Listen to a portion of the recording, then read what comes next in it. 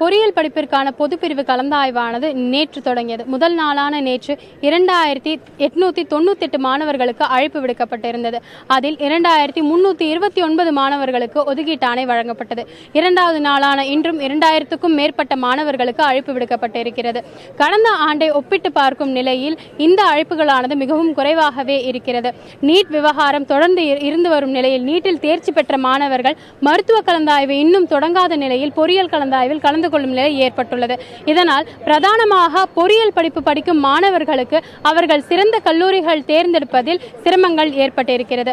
அது மட்டுமல்லாது இவர்கள் மீண்டும் மருத்துவ கலந்தாய்வில் கலந்து கொள்ளும் நிலை ஏற்பட்டுள்ளதால் 1000க்கும் மேற்பட்ட காலி இடங்கள் உருவாகும் என்று உயர்கல்வித்துறை அமைச்சர் தெரிவித்திருந்தார். அதேபோல் இந்த கலந்தாய்வானது ஆகஸ்ட் 11ஆம் தேதி வரை நடைபெறுகிறது. முன்னதாக தொழில் பிரிவினர்களுக்கு, அதனைத் தொடர்ந்து மாற்றுத்திறனாளிகள், விளையாட்டுத்துறையினர் அவர்களுக்கு கலந்தாய்வு முடிந்த நிலையில் துணை கலந்தாய்வுடன் சேர்ந்து ஆகஸ்ட் 19ஆம் தேதி இந்த கலந்தாய்வானது நிறைவு பெறுகிறது. புதிய தலைமுறைக்காக ஒளிப்பதிவாளர் தினேஷுடன் ஆர்த்தி.